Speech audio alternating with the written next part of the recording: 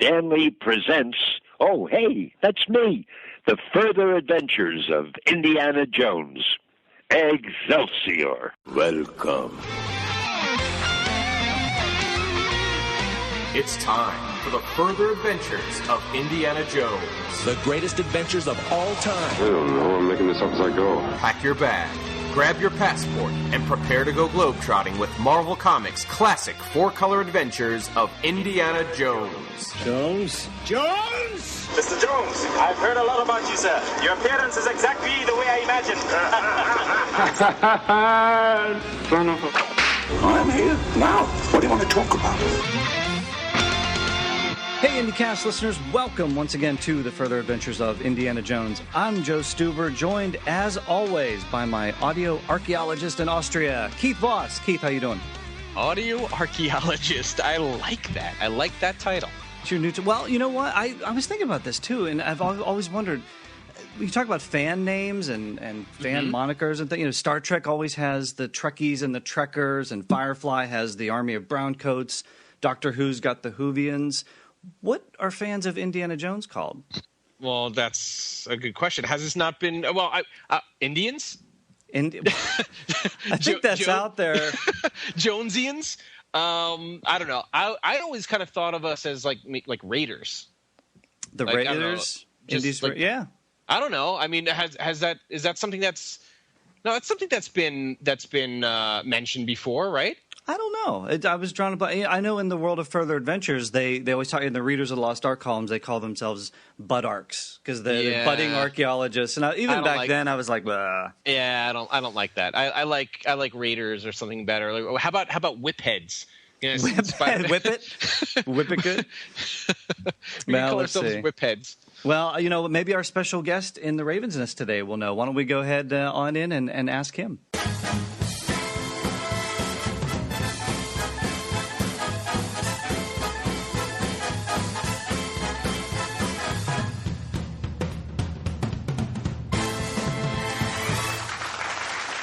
The drinks are flowing. The music is playing. This is great. And we've got a special guest here in the Raven's Nest today that's going to review issue 25 with us. It's Young Indy's Laird Malamed. How you doing, Laird? Hey, guys. I'm doing great. Thanks for having me in. This is such an awesome club. Wow. Isn't it, right? It's great to have you here. First round's on you, right, Laird? Absolutely. More pumpkin mojitos for everybody to celebrate the fall season here. We got, well, I don't know whether to say Young Indy's Laird Malamed, or is it the Bond cast, the For Your Ears Only Laird Malamed? Is it the John Williams Special Laird? I mean, you know. Well, Laird. Laird. You know something, actually, to go to your question about what do you, not to answer the question specifically about Raiders fans, although I have an answer for that, I'll give you in a moment. When we were on the sound team on Young Indy, we all got jackets. They like Letterman, kind of letter varsity jackets. I still have mine. And instead of having our individual names put on it, the sound team decided that we should have, fraternity with each other and sorority because we had females on the sound team. And so we were the Sound Wranglers. Ah, cool. So that's what my jacket says. Yeah, we were the Sound Wranglers. The Raiders Wranglers? Well, I mean, we were the Young Indy Raiders Wranglers, something Young Indy like that. So. But aren't Indies? Aren't we just Indy fans? I mean, didn't Brandon kind of give us that? Indy fans. There's got to be something more exciting than that, though. I mean, Indy fans. No offense, Brandon. I'm sure Keith meant that in the best possible sense. I meant that in the best possible sense. I didn't mean the movie. I just mean come on. What about Star Wars fans? They run into the same problem. Warriors, I guess. Or I don't know. Star Warvians or Jedi. I don't know. Fans of the Wars. I don't know. Have you guys ever heard of anything for the fan base for Star Wars? Never. No. Interesting. Maybe we don't need them. I don't know. Maybe IndyCast listeners. Well, yeah, if any IndyCast listeners out there have any idea what we should start naming our fandom for Indiana Jones, send us some emails. We'd love to hear from you guys, get some ideas out there. Anything has got to be better than butt arcs. Come on. Yeah. Butt arcs is pretty bad. Laird, were you? We appreciate you joining us today. Were you a fan of the comic series Further Adventures when it was first coming out? I was no, not really. I mean, I think kind of like less aware of it, to be honest. I saw an issue here, issue there. It was only after going up to the ranch and working at Lucasfilm that I started to collect. And so one of the first things I collected, I think I was like one of the first things I bought on eBay was the complete adventures.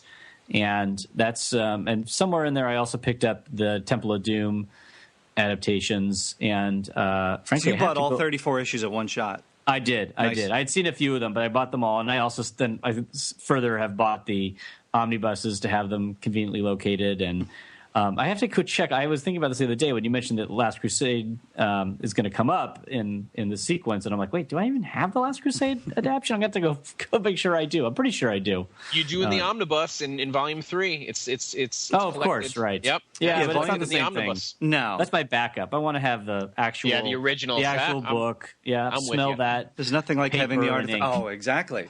Yeah, I mean, how great do old comic books smell? That old comic book. They should put that in a candle or something.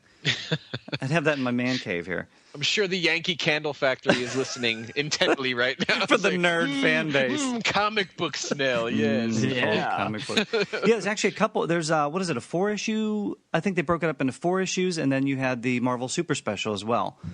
Right. With Last Crusade and the Omnibus. So, yeah, these things are available. So, very cool. So, yeah, hopefully we get to that. Everybody will enjoy that. Well, Laird, you're joining us for, what I think is a particularly good adventure, a self-contained adventure, issue 25. So, Keith, why don't you go ahead and give us the creator rundown on this? I would love to. We have The Further Adventures of Indiana Jones, number 25, Good as Gold, cover date January 1985, with a cover by our buddy Michael Golden, the third cover that he's the third and final cover by Michael Golden, script by Linda Grant, pencils by Steve Ditko, inks by Danny Bulinati, colors by Robbie Carosella, and letters by Diana Albers. Yeah, we're introduced to writer Linda Grant with this particular adventure. Pretty much the rest of the run, except for the next couple of issues, Trail and Trial of the Golden Guns, by our buddy David Michelini. Linda was primarily an editor at Marvel. She did a couple of my favorites. Yeah, Moon Knight and Daredevil. Yeah, I was a big Moon Knight and Daredevil. Still am. Big Moon Knight and Daredevil fan. Yeah, and she also wrote Star Wars issue 83. So, she's got a few issues there at Marvel. And we did, just so the listeners know, you probably know this from a previous episode, we did reach out to Linda Grant. She mentioned that she didn't remember a whole lot about the run on Further Adventures, so she wasn't really comfortable talking about it. But, we can appreciate all these years later the work that she put into it. She's got quite a few issues under her belt on this one.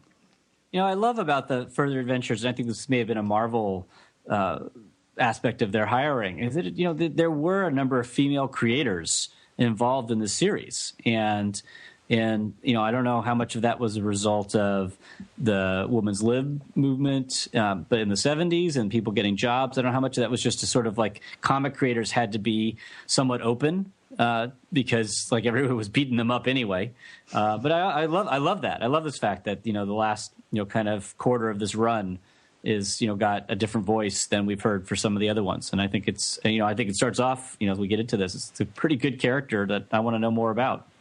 Yeah, exactly. And to have a female voice writing for Indiana Jones, I think is pretty cool in and of itself. Totally agree. So what do you guys think of this third of 3 covers by Michael Golden? Our friend of the show, Michael Golden. Yeah, go back and check out his interview. Yeah. Laird, we've talked about this on previous episodes. These covers by Golden they're some of our favorites. They're so detailed. I mean, what did you think when you saw this one? I'm biased because I've gotten to meet Michael as both of you have, and have bought this cover from him and have it framed. So I'm the only one of the 3 that doesn't have it. By the way, that's right. I also was able to buy this cover and have it signed by Michael Golden at Mitch's Comic-Con, which is where I interviewed Michael Golden. And yeah, it looks great. It looks great. So Laird, you purchased this one at the same Comic-Con, right? Not the same year. I purchased it 2 years ago. Yeah, right. Yeah.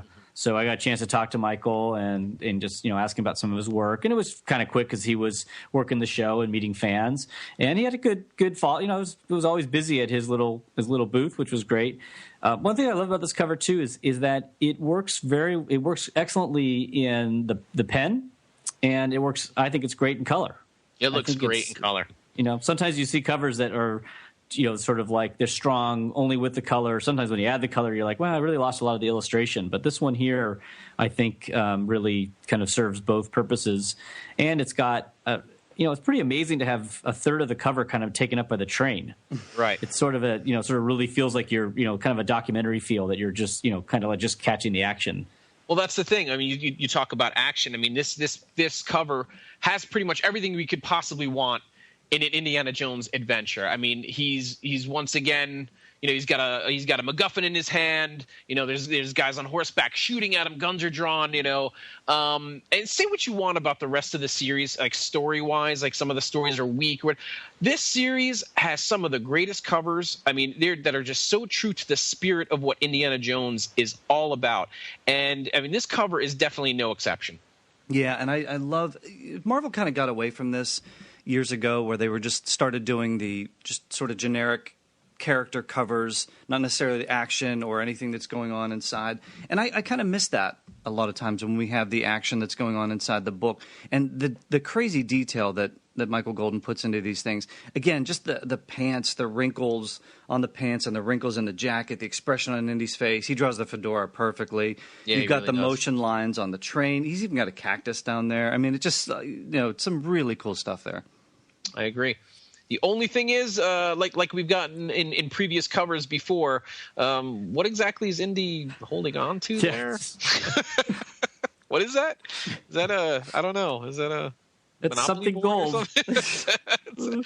Exactly. So Well, I guess we'll find it. Yeah, we'll find out in the issue itself. So why don't we go ahead and break down this issue 25?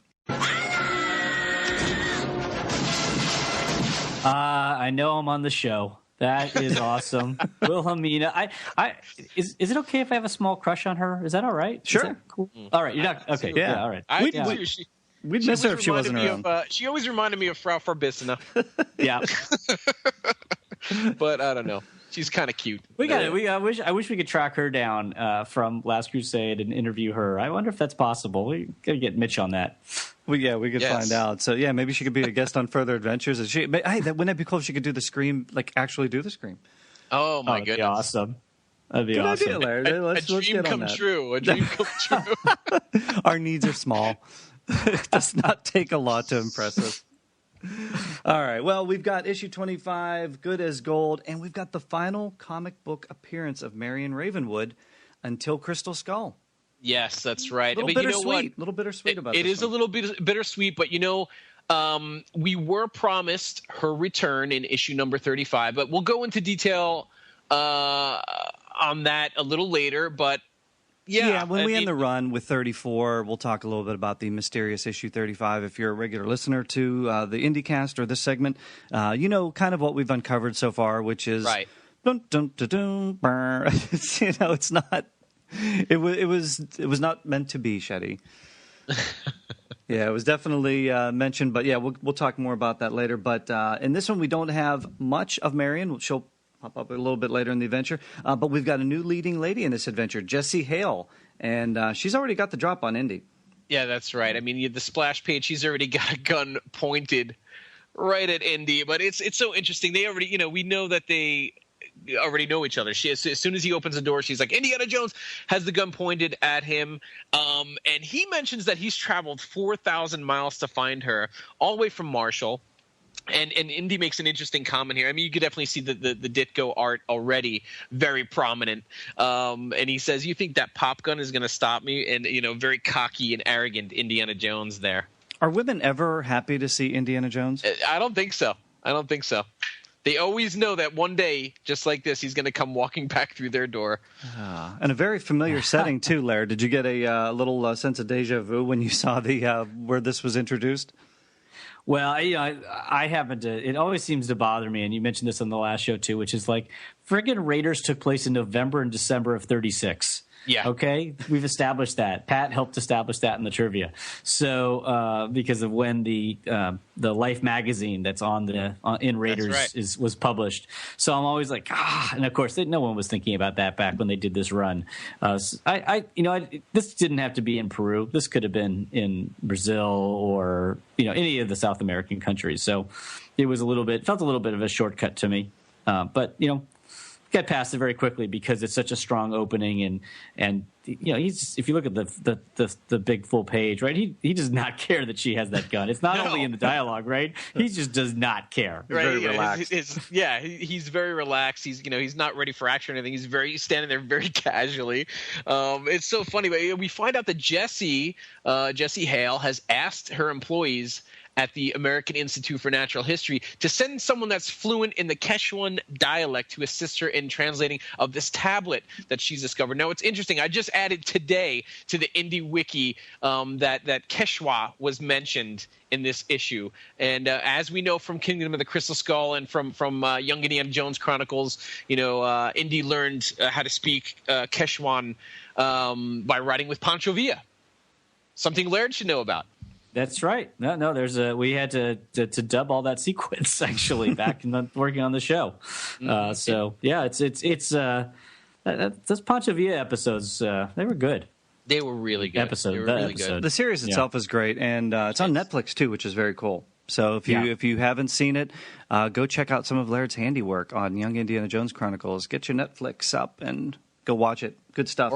Or go buy the DVDs. Prices dropping on those things, right? Yeah, I think they were like crazy expensive early on. They were, and there's some great documentaries on there. They went all out. I think that's why it took so long for them to get released on DVD, right? Like they were finishing up all of those. I think I don't even know how many, like 70 documentaries between all three box sets or something. It's really incredible, and they're very, very detailed. Very, very good stuff. If you guys haven't bought these sets or have rented them or watched them, or go to drop what you're doing, just hit pause, go out, watch them all, and then come back and listen to the rest of the. Watch them all. We're going to be back in 2015. Exactly. Well, goodness gracious. And they're very accurate, and our good friend of the show, Thomas Riddle. I mean, he's done whole classroom segments and lessons around all of those documentaries and Indiana Jones in general. So that's got to feel pretty good for you, though, to have worked on a project like that really has not only legs but can educate anyone who's watching it, really, but especially when it's used in a school setting. Well, it was so quality, most of the episodes, and I am a lover of history. My mom's a historian, written a couple books, and just sort of dragged us to tons of houses in my youth, and I didn't come away hating it, which was cool. But actually, working on Young Indy actually really just ratcheted up my interest in history. And made me, particularly around that period of time in the early part of the 20th century, that I didn't know much about. And I think that led to working on things like Call of Duty, where we tried to be historically accurate in the first few games, and we're learning about World War II history. So even if it didn't inspire anybody else, I'm thankful because I got inspired, and I still love to read history. It definitely inspired me. I got to tell you, when Young Indiana Jones started was being aired, my grades in history got much better, and I'm not even joking about it. It really did. Like, it gave me such a passion to learn more about history. It really did. I mean, the movies, you're more at that point. You're more about the action and the character, but then it was Young Indiana Jones was so much more than that. It was so much more than that. It really got me interested, and I know that was one of George Lucas's. That's something he wanted to do. He did that show to get kids more interested in history, and it worked for me. I think I missed the punching and the whip cracking and all that when it was first on. But I'm appreciating it more now. Yeah, I'm appreciating it more now. We get that in the movies. We get to see what made Indy into the adventurer, whip cracking, punching guy that we know and love in the movie. And I actually thought it was really cool to see a different aspect of his life and to see what shaped him and what guided him to be the man he was in the movies. I loved it. One person that didn't like his whip cracking, gun shooting adventures was Jessie Hale. She is not happy to see Indy, and she doesn't like his methods of archaeology. She's not happy he's there. But somebody is happy to see Indiana Jones there. We see some, was it binoculars peeking out through? And a gun. Yeah. So something's going on. Obviously some more ne'er-do-wells, as we like to call them. Really good Harrison Ford by Ditko. When he takes his time and he doesn't really when he has the time. Yeah. We've established that. They put some crazy deadlines on him, and it looks like now they're letting him settle in a little bit. So, hey, much maligned art, but I think it's rock solid in this issue. I agree. And I think he draws Jessie in a really nice way, in that she's got a little bit of Marion in her and some of her dialogue, not Steve's, but the red hair especially and stuff like that. But she's both tough and obviously attractively drawn, but the way she's shadowed too gives her a little bit of an edge that fits her character. Very similar to kind of Marion. I like the fact that they did move on with a different leading lady. I mean, you can't have Marion in every adventure. And that's true. She's really good for this particular adventure. And we find out that it was 2 years ago that they met in Cairo, another little Raiders reference. And then we have another callback to Raiders where Indy kind of mentions the Ark of the Covenant, sort of. She's talking about this tablet that she's found, the most important discovery of her career, maybe anyone's career. And Indy's like, yeah, not mine. Yeah, Indy's already up to this point has found some pretty significant items. So, I think I'm taking Indy's side on that one. But he's being a little arrogant about it instead of, Yeah, I took it as being somewhat playful with her as well, and and I think that obviously there was a chemistry back in Cairo that didn't mix very well with coffee or drink or whatever. It was the drink that she poured on him. Yeah, that's right. But what's nice about the writing here too is you want to know that story. Of course. Yep. Yeah, it's another adventure. With every Indy adventure, there's always reference to like 10 other adventures that he's been on. You know what I mean? And that's what I like about this particular series too, is that if you have, if Disney, come on, get the animated Indiana Jones. Those little references in these, that's a whole episode. Yeah. I mean, you could set it wherever you want. I mean, we've seen stories, Person of Interest always goes back and forth and plays with the timeline. You just have these flashbacks, and that's not a problem. You don't have to have a complete linear adventure all the time or a complete linear season. Lost did it all the time, bouncing back and forth. So, yeah, you can take an indie animated series and keep going back and forth in time. You could do something where he's a little younger, something a little older, so during the war, not during the war. I mean, there's the opportunities are endless. But speaking of opportunity, Indy sees a little bit of an opportunity when Jessie mentions that this tablet, this stone that she found, could possibly make them rich. She's been digging for Incan artifacts, like we mentioned before. She found this stone slab, and she believes it's the key to El Dorado, which is Spanish for the gilded one. Which we have the gilded man. Francisco de Oriana from Kingdom of the Crystal Skull. The Incas supposedly buried a vast treasury of gold to prevent the Spaniards from locating it. Now, also, which I posted today on our Further Adventures Facebook page, not the first time we've heard about El Dorado in Indiana Jones's career. There was a book by Wolfgang Holbein, Indiana Jones and the Gold of El Dorado, and of course, El Dorado turned out in Crystal Skull to be Akator. Yeah, so this is chronologically, this was the first time that Indy ran across El Dorado. But yeah, that book that you mentioned, published in 1991. Right. Well, wait a minute. I want to jump in here because I've only read it once, but when I read Indiana Jones and the Seven Veils by Rob McGregor, yes, it's not completely obvious it's El Dorado, but I think it's with looking for Colonel Fawcett that's what he was looking for, and so when Indy mentioned in Crystal Skull. I've looked at it a little bit myself for El Dorado. Right. So kind of hinted around with that. I was thinking back to the book, but he does look to both. It's okay that he looked for it both times, but I don't know if you guys felt that El Dorado was sort of covered in Seven Veils or not. That's true. It was. Yeah, you know what? That's a good point. I always also felt that line of when he said I almost died of typhus myself, because I mean. It's interesting. I've never read the Wolfgang Holbein book. It's in German. I've never read the whole thing, but on the back of the book, it's fascinating. They say, the closer you get to El Dorado, the sicker you get. I think it was like a meteor that crashed or something, and it was made of gold. Or I don't know. I don't know the whole story. If anybody out there has read anything and knows the entire plot, please write in and let us know. Is it translated on the Raider.net on the Raven forum? I don't know. I think Junior may have. someone out there probably had, and like I mentioned last episode on the roundtable, they're thinking of actually translating all of these books now into English, which would be very cool. But there have been a few times where El Dorado has been mentioned, and we finally, like I said, find out in Kingdom of the Crystal Skull that it's actually Akator. Which it's nice to retrofit these adventures in. We've done that a few times on Further Adventures, exactly. so really cool. Exactly. And Indy at this point seems to think it's authentic, the tablet, and that it will lead them to a fortune.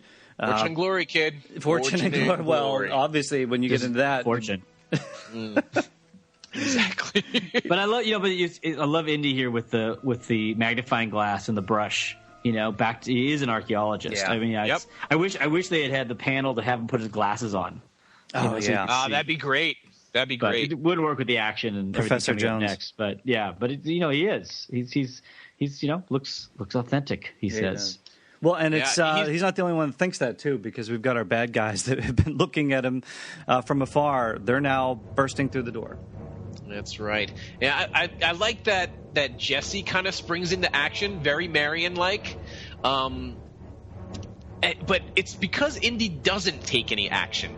Indy doesn't kind of do anything. He his hand's on his gun, but he's maybe at this point he feels like he's just outnumbered, but he doesn't. Yeah, well, we got our main bad guy, Ivar Reiss. Ivar Reiss and his men. They're kind of outnumbering them, but that kind of struck me as well too, because Indy really doesn't. He doesn't care. Look at the bar fight in Nepal. He doesn't care how many people he has to go up against. He'll take them all out. He had his gun already drawn. I mean, and he was, and plus those guys had machine guns in Raiders. Yeah. These guys have handguns. They are a little close to him. All right, I'll admit. But you would think that Indy would after all of his experience, he'd know how to get out of a situation like that. But it turns out that Ivar has had a few moles planted at Jessie's institute, and he knows all about this discovery, this tablet, and Marion. He knows all about Indy, who Marion Ravenwood is and what Indy's all about. So he came prepared. Yeah, he did. And so Indy kind of lays off. Him laying back gives an opportunity for Jessie to, as you mentioned, kind of spring into action. But again, they're outnumbered. Indy's holding back. It's not going to be any help. So they get surrounded. And we do find out that he knows all about everything. And that leads us perfectly into our final appearance, bittersweet, of Marion Ravenwood in the comics, who is impatiently waiting for her guest speaker at Marshall College. He's not showing up. Yeah, the guest speaker, of course, Indiana Jones. But and it seems Marion cut her trip to Chicago short in order to meet Jones. I wonder what she was going to go do in Chicago. Quite interesting. We'll never know. We'll never know. But it seems, she's finally sick and tired of being stood up by Dr. Jones, and she stomps off, leaving Marcus to introduce himself to the crowd, and that is the last we see of her, but not the last we hear of her. But I think this insert, when I got back to it, I reread the issue. Just I love that they left. This was so in the tradition of the serials and of Lucas in general, and in terms of cutting away to a different scene. I just thought it was great, and even this little sequence here from Ivar coming in, where he's got 2/3 of the page, big and powerful, and then you go to these very fast kind of panels, which just sort of indicate there's fast action going on, and then Marion's 30-second romp out, which is awesome. It's unfortunate that she's gone after this, but Indy's got to move on, and he's back there translating. He's translating throughout the night. And, he's saying, do you want it quick or do you want it right? Yeah, we'll find out. And, Ivar's, putting a gun to his head. And, again, we get coffee. Here we go. He wants a cup of coffee.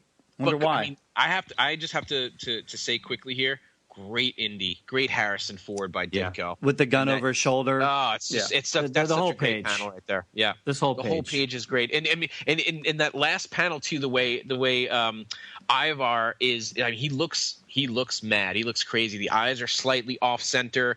It reminds me of Unbreakable, the Samuel L. Jackson Mr. Glass character, where they at the end they say, comic book villains, their heads are always misshapen and their eyes are always a little bigger, and it really reminded me of that, because it's true. I mean, he he's nothing but a villain, especially in that panel.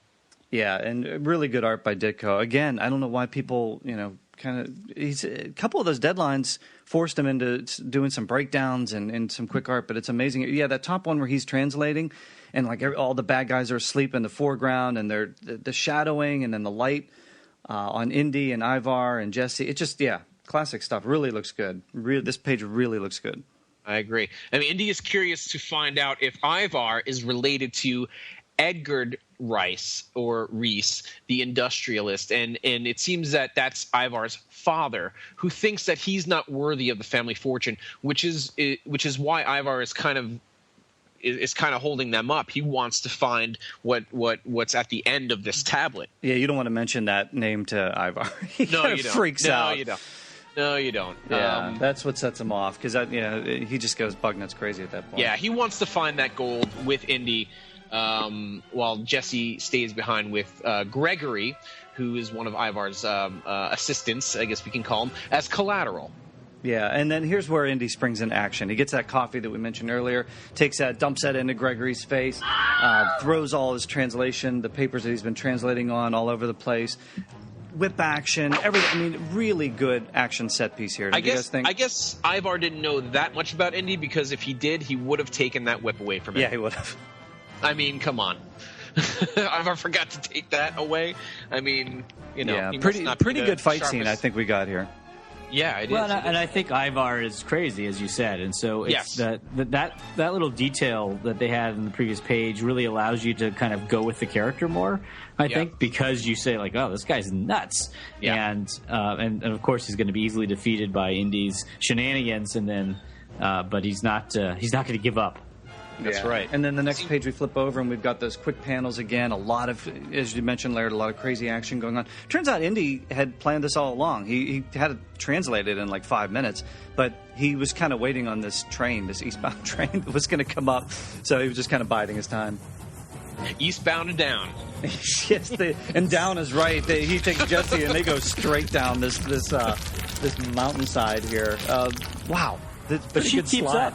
She does. She does. Hey, in typical Indiana Jones heroine fashion, she is keeping up. She is more and more reminding me of Marion, and it's quite interesting. This is where we get our cover as well.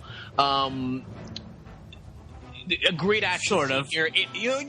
We sort of right. Indy's not actually holding anything in the book, but Indy uses his whip yet again to board. I love the use of the whip. Indy lashes the whip onto the train and he gets pulled aboard. And we have a funny little moment here where Indy's, where Jessie says, "You always do things the hard way," which of course we know that is exactly what Indy does. He says, "You think that's hard? We have to explain to the conductor that we don't have any tickets." No tickets. Where does he learn how to deal with no tickets? Exactly. Right here. Exactly. Right here. This is where it happens, folks. So, and I got to tell you, having been on trains in Peru, been fortunate enough to do that. These trains do not go directly to where you want them to go. So this is historically and currently accurate. I was wondering about that because it apparently takes them forever to get to this one spot, and Indy was like, why did we take the train? But wasn't it Indy's idea to take the train? Or did he just not know that they take the long way around? I guess Indy had the schedule in his pocket, too, and he knew exactly when the train was leaving. So, to Astarca. To Astarca, that's right. So that's many hours later that the train gets there to her destination, Astarca, like we said. But and they're looking for the table of the gods. Indy asks, "Are you sure this is what it is? Are you sure?" And Jessie, reaffirms that yes, it is indeed the table of the gods. As we're climbing this mountainside to find these standing stones, which is the entrance to El Dorado, or is it? Ivar shows up. They're about to find the entrance. They're at these standing stones, and then you see those guns come up right behind them, which is, I think, a great panel right there. And he just says, "Oh no!" You could hear Harrison deliver that line. I mean, it's definitely right out of Indiana Jones' world here. Takes Indy's gun and whip. They find the entrance. There it is. It's this little hole, this perfectly round hole right there. And they go in. It looks like a tomb. But the question that we have to ask here is, and I'm sure Indy's asking himself, why would the Incas build a solid golden tomb? And Ivar's like, I don't care. I just want the gold. He just, and then I gotta say though, I mean, we were emailing back and forth about this today, Laird, Joe, and I. He reminds me of Daffy Duck. If you guys ever saw Alibaba Bunny, where they go into that cavern and Daffy Duck like rubs the land. I'm rich. I'm wealthy. Yahoo! I'm comfortably well off. Woohoo! It's mine. It's mine. Get back in there. Down. Go. Mine. That's a great cartoon. Ivar reminds me a lot of Daffy Duck here. Just even the eyes, too. Yeah, exactly. And you can see Indy's a lot like Bugs Bunny. He's like, Yeah. It's really quite a funny moment. Even everyone surrounding him is kind of looking at Ivar like, whoa, dude, dial it back a notch or two. It's like they're like, really? We're here. We made it here. Chill out. We know. We're going to get it. We're good. You know what I mean? So, I don't know. Well, and Ivar's got some family issues too.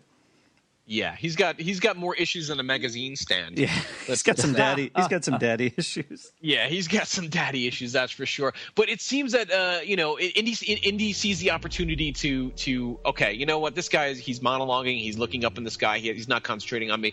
Indy and Gregory fight over the gun. Because, Indy's saying, you know what? You hear that, Gregory? There's nothing in this for you. He's going to take it. He's probably going to wipe you guys out, leave you out in the cold. Indy uses that opportunity to try to take the gun away from Gregory. Now, gun goes off. Okay? Gregory must be the weak link in all this, by the way. Yeah, he is kind of, right? He had the coffee thrown on him. Now, but this poor Gregory, he better get some gold after all this. After everything he's gone through. Gregory's awful. But the bullet that just went off, it grazes the wall, okay? And there's the big reveal. It's veneer. It's gold veneer. It's not real gold. Right. You can see the knife just scrape down the wall, which is a great panel. The knife scrapes down the wall, and Ivar realizes everything that's in this tomb is all gold-plated. It's all gold-plated. Yeah. It's not real. So then what's the deal? What's the deal on this place, then? What is the deal with this tomb? Why is it all fake gold? I know those Spaniards will not resist. We will tell them about it. Exactly. It seems like this tomb was a trap set by the Incas to wipe out some of these Spanish conquistadors. Maybe Francisco Orellana almost fell for this. This was something, it was basically a false trail. It was not ever El Dorado, nor was it, it was meant to be to, like we said, to lead them into a false direction and wipe them out. In great numbers. Indy seems to spring this trap by pulling a death mask. Classic Indiana Jones. The whole place is going to start crumbling in on itself, and they have to get out of there quick. And isn't that the Bugs Bunny Daffy Duck panel right there? Couldn't you just substitute Indiana Jones for Bugs Bunny right there? Yeah, here Daffy. Yeah, he throws him the death mask. And you see Ivar's like, gold. Yeah, exactly. He's either Daffy or he's the pelicans from Finding Nemo. Oh, that's right. Fine. Well, that's another word that Ivar seems to keep saying. It's mine. It's all mine. So nobody else. Yeah, poor Ivar. His eyes rolling in the back of his head. I wonder if there's some sense to the Treasure of the Sierra Madre here too, to Humphrey Bogart's character. Yeah, so obsessed. I'm obviously looking for El Dorado as well, and because that was one of the inspirations. Yeah, exactly. And who also appeared in Kingdom of the Crystal Skull. Yeah, that character. What is it? Fred Dobbs. The character Fred Dobbs, in the background as Mutt and Indy are walking through the marketplace. Speaking of which, it seems like we kind of get a Last Crusade and Crystal Skull type ending. Yeah. Here. Very much. Were you guys reminded of both movies when you sort of saw this panel when the earthquake happens and the tomb starts to crumble in on itself? Oh, absolutely. I felt it was, Indy doesn't ever get a lot of the artifacts in the stories, and so I felt like, well, this is going to have to happen this way, and but the art's so good that I didn't mind it. This is years before Last Crusade, and we've got that almost exact panel. Even Gregory, the way he's hanging there, reminded me a lot of Elsa. Yep.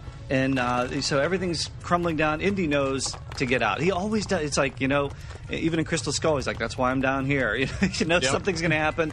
He gets out of the way. He takes Jessie and is like, look, let's leave these guys behind. This is going to go down. And Ivar's so obsessed with the gold.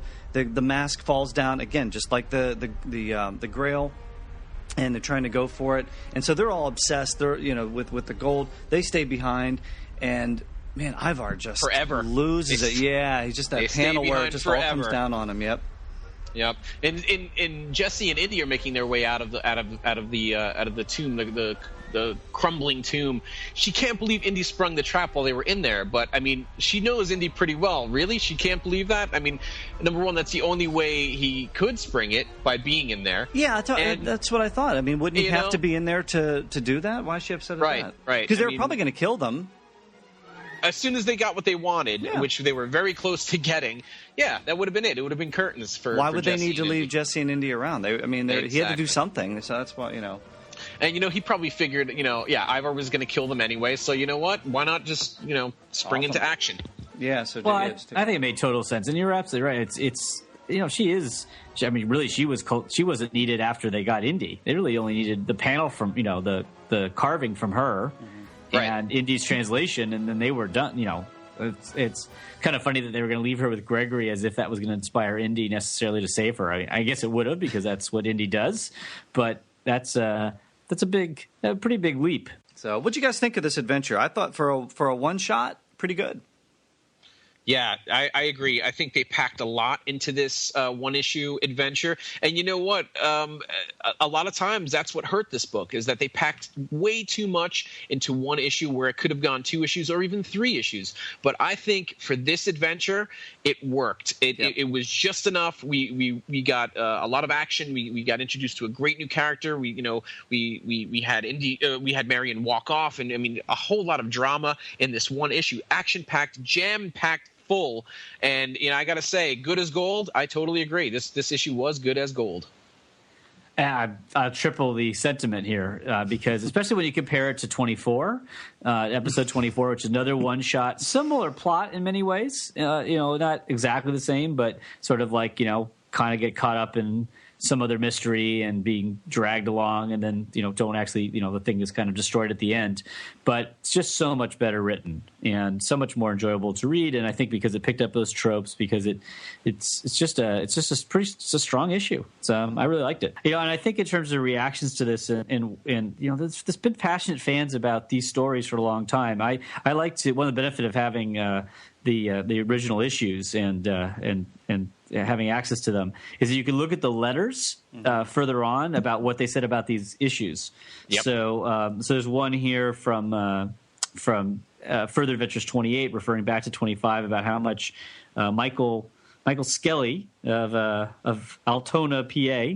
I don't know where that is, Joe. Maybe you know where that is. Is that what? I'm not looking at that. I'm not looking at that one. Is that Altoona? Yeah. Yeah, I used to work in Altoona. I was like that's funny. 40 minutes from it. Yep. He was very complimentary. He said, something, if I were married, I would have left too. It was totally understandable. Why not? Yeah, it's so he stands her up, and we talked about that in Raiders when he just leaves her there. Yeah. And she puts the gag back on her. It's like, seriously? We all felt exactly the way Marion felt at that moment. We were like, "What are you doing? Leave him already." Exactly. And she finally did it. She finally did it. But anyway. So cool. Thanks for bringing that letter out too. And speaking of letters, why don't we check out the mailbox? Mister, get your arm out of that mailbox. I mean now. Oh, dear me. I haven't had so much trouble delivering a package since the incident in Vienna. I'll always love hearing that because I had to record that mailbox. So kidding. It wasn't just me, but me and some of the other. I think Matt Wood and I went and did that, and we went and recorded mailboxes to get a good sound for. There was nothing in the mailbox, it's like there hadn't been anything in Star Wars, I guess, or Raiders or any of the other movies. So we had to go get mailboxes sounds. How much raw audio did you get just doing that? Because it's such a little scene. Probably 30 minutes. Kind of. Banging it back and forth. I was going to say, was it just you guys standing there, opening it and closing it? Pretty much. I mean, then the Foley artists worked on kind of Indy getting stuck in there with the cloth and stuff like that. So it's a compound effort. Full circle. So full circle. That's great. Awesome. Let's dig into that mailbox and see what we got. Yeah, our first email is from Rocky Ponte. It says, "Hey guys, just chiming in on the heart scene from Temple of Doom. It's a little brutal, but it does serve a purpose. It sets up the scene with Indy and Mola Ram fighting on the bridge. Without the first scene, you wouldn't understand or think much of the second. I remember seeing Star Trek Generations for the first time. In one scene, Geordi is taken prisoner by Dr. Soren. They have a conversation, and in a subsequent scene, Dr. Soren is asked if he got any information. He replied, his heart just wasn't in it. Well, I didn't quite understand what it meant until sometime later when I read the book. I found out that the torture device he was using on Geordi was causing episodes of cardiac arrest in him. I think something similar might have happened in Temple of Doom. Without Mola Ram ripping out the heart of the poor prisoner, his grabbing Indy's chest just wouldn't have had the same effect. So again, brutal as it is, it was needed. Thanks again for the great shows. And a plug for Comic Book Central. I listened to the first episode and loved it. Can't wait for more. If anyone hasn't listened to it yet, add it to your podcast list. I'm sure you're going to love it. Oh, thanks, Rocky. I appreciate that. Yeah, I'll echo Rocky's thoughts there. Comic Book Central, awesome. Great job, Joe. Thank you. Much appreciated. And thanks, Rocky, for mentioning that, too. The hearts, well, we've talked about this ad nauseum. I'm not, no pun intended. He makes a great point, though. He does. You know, I know. I'm just not, whatever. It's I love hearing from the listeners about this. I'm obviously in the minority here. Laird, heart scene, no heart scene. Yeah, I think it's censorship, frankly. You know, with me taking it out, wanting it out, with you wanting it out. Yeah, I think it should be in there. Okay, all right. You guys are wearing me down. You guys are wearing me down. All right. Definitely heart scene. So our next email comes in from Chris Allen from the UK, and Chris writes, "Hi, Joe and Keith. I've been an avid listener to your Further Adventure segment since the beginning on the IndyCast from here in the UK, and love following along with your reviews and reading each fortnight. I mostly follow along with my Dark Horse Omnibus copies, as I haven't been able to collect all the original individual issues from the 80s. I've been facing the black sleep of Kali as we approach your spotlight on issue 25, though, because I've been unable to get hold of a copy of Volume 3 of the Omnibus. For some unknown reason, here in Britain, it seemed to be on a short publication run, and I was never able to find one to buy. Do you know how long I've been searching for this? Well, all his life? All my life. Sorry. Well, and he says, well, not all my life, but a good part of my indie fan life.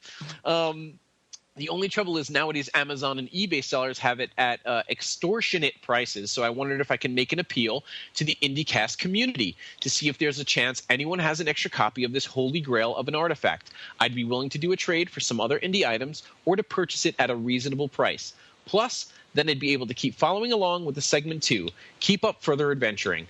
Well, thanks a lot, Chris. Yeah, hopefully, I wrote to Dark Horse and I asked if they were ever going to re-release Volume 3 of the Omnibus. I never heard back from them, so I don't know if that's ever going to happen. I also have seen it for going for a ridiculous amount of money on eBay and Amazon. Yeah, we're going to reach out to the IndyCast community. If anybody out there has an extra Volume 3 or knows where they can get one, or can lead Chris in the right direction to get the individual issues, send us an email and we'll get you guys in touch and hopefully we can help out Chris. You know, the indie fan community is a great community. We're always out there helping each other. So let's see if we can help Chris get Volume 3 of the Omnibus or those issues that he needs for further adventures. We'll do what we can, Chris. The other thing, Chris, I'd say is, if you're listening, is that Forbidden Planet down in London. I don't know where you are in the UK, but they maybe give them a ring or send them an email, and because they have a used book section as well, and never know when something's going to come in. It's a great shop. It is. I've been there too. Every time I go to London, I actually make sure I visit that place. So yeah, they might be able to help you out. Well, we have a third letter too that the guys is thank you for letting me read. Steve Tarcangelo, and he was a winner of the Temple of Yearning comic back I don't know when that was, a year ago? Something a little like that? while, yeah. It goes back a little bit. So, Steve, good to hear you back. Thanks for writing in. He says, "Joe and Keith, great job with further segments. Keep them coming. While listening to your latest, I was going through some 1980s comic books of mine when I came across one that could be of interest to indie fans.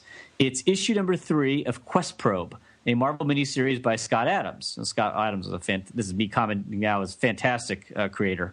The issue features Spider-Man fighting Mysterio, a former special effects expert turned supervillain. On page 2, Spidey swings past a billboard advertising Temple of Doom, which he considers seeing Slow Crime Fighting Day. He says he's heard the movie has, quote, great special effects, end quote. like a heart. A great heart scene, yeah, which doesn't look fake at all. Then cuts to Mysterio in prison talking about special effects.